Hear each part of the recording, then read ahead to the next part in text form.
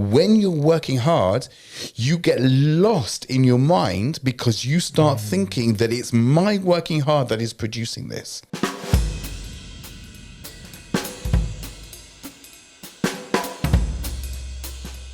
Double Parashah 𝗥 𝗠𝗲𝗄𝗁. A year ago, Parashah 𝗥 𝗠𝗲𝗄𝗁 was our first something for Shabbos together. So congratulations, Mazel Tov to us. Mazel Tov. Done well.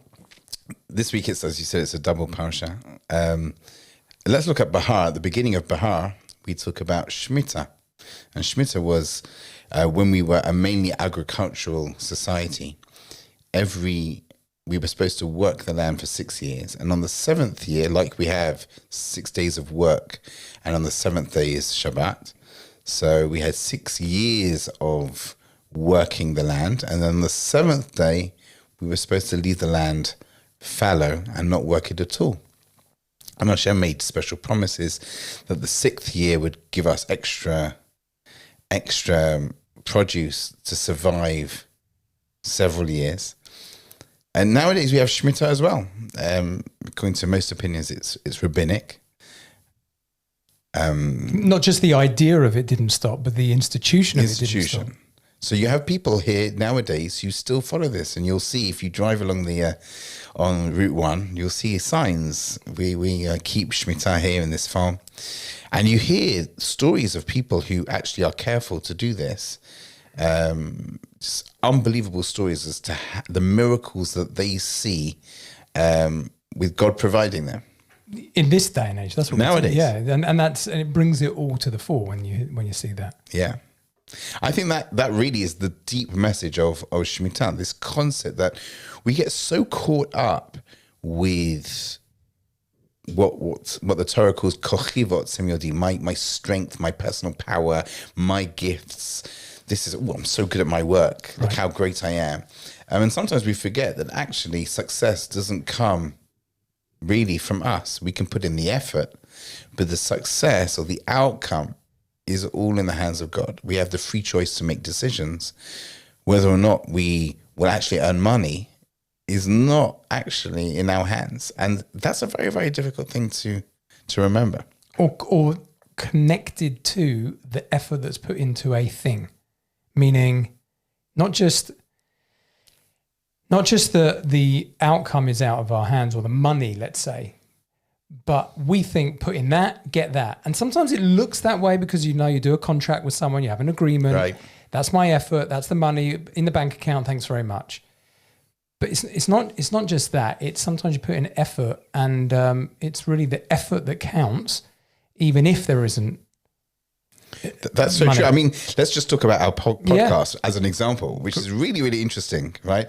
Sometimes we will put in an effort to sort of get people to watch it or subscribe. Oh, by the way, click the subscribe button. But we'll put in shameless plug. Exactly, there you go. We'll put in effort to it's true. And then sometimes the one that we'll sort of push is not the one that, and then another one that, let's say you did this really great sort of individual podcast on Tisha B'Av. Remember, by the Kotel? Yeah, but it wasn't that great. Oh, you're talking about that one or the one I did on my 𝘕 where I just said, Iran, be careful. No, the one at the Kotel. It was a big thing. You had a very important message. That's right.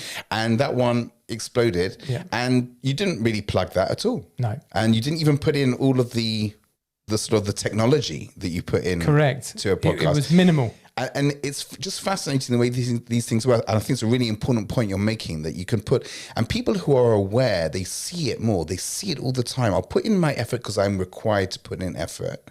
But sometimes it's not from here that I'll get the success. It'll be over here. And that's actually a curse. All of this is part of the original curse from the Garden of Eden.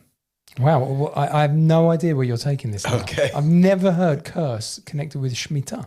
Well, have you heard of curse connected with work? Yes. The concept of having to put work. Oh, yes. So they were in the garden. That's everything was provided for. And they were, after they did what they did, so then Adam is given a curse. You're going to have to, you're going to have to, by the sweat of your brow, there's two aspects to that curse. The first aspect is you're going to have to work hard. But there's a spiritual aspect to that as well. And that is that when you're working hard, you get lost in your mind because you start thinking that it's my working hard that is producing this. Double trick. There you go. And we feel it. So it would be so much easier to be spiritual beings if we didn't have to do the work. If it just came down like manna from the heaven, and then we'd say, oh well, obviously it's not me, it's coming down, right? Well, we did experience that in the midbar. We did, and those people who were spiritually connected felt that they were living an uncursed life. Now, why do you think he would have done it temporarily? Could you argue that we were about to go into the land had we not did the 𝘕𝗲𝗵𝗪𝗔𝗠? Would that have continued in the land? We don't know. I'm not sure. I would guess not. There is a concept which they talk about, which is that those who received the Torah had to be on such a high spiritual level, meaning tuned in. Exactly. They had to be so attuned to spirituality that they needed to be getting the food direct without any of the curse getting in the way. For a period of time. Ultimately, the world is created for ma'aseh. You've got to do actions. And that is the test. That's correct. That's the test. It really is. It's a real struggle. I find it very much so. You know, I would call myself a spiritually inclined being, but it's very, very, very tough. I remember when, as you know, I used to fly all the time to England and to work in my optometry work. And that was the area of my life that gave me the most parasha, the most money, right? And then suddenly Corona hit. And I'm left with essentially nothing. I can't fly. I'm not earning any money. And panic sets in. And it's fascinating because I do believe in God and I do believe that he's in charge of everything. And we get so lost by this.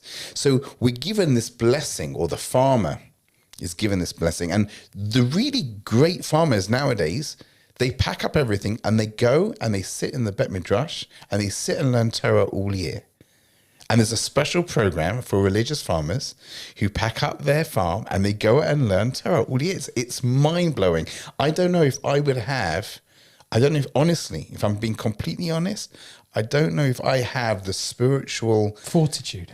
Yeah, that's a good word. Yeah. The spiritual fortitude to be able to pack up all the different ways I earn money and just say, I'm in your hands for a year. That's amazing, right? There is the last Shmita. At the end of the Shmita, they made a whole parade for these farmers going through Bnei Barak. And all these super religious people came out. From past the Coke factory. Exactly. Going through the thing. They all came out and they cheered them on and they gave them honor. These are regular farmers. They gave them tremendous honor as the parade went through, because everybody knows that it takes a tremendous amount of belief and trust in Hashem to be able to do something like that. I think as a final, to make this a little bit relevant to our moment, we are fighting this war continually, and the only outcome we know is based on emunah. Meaning the soldiers are putting in the effort, but Hashem is running the war. That's how we look at it. But the effort, the point is the effort. The world operates on a what we can label a normative level. We don't do miraculous behaviors. We do like everyone else. We get up, we go to work. We have to have our intelligence. We have to the whole story. Have our arms and the efforts of all the amazing soldiers who are going out there to fight. But this is about outcomes. Planning. But outcomes. Exactly. But whether or not it will be successful, it's not in our hands. And every success that we do have, we mustn't lose the plot. We mustn't say, oh, wow, look at Israeli intelligence. We can say that as well. We can say, wow, look what we have here. But if we get lost and we completely forget that the success actually comes from him on high, then we've lost everything.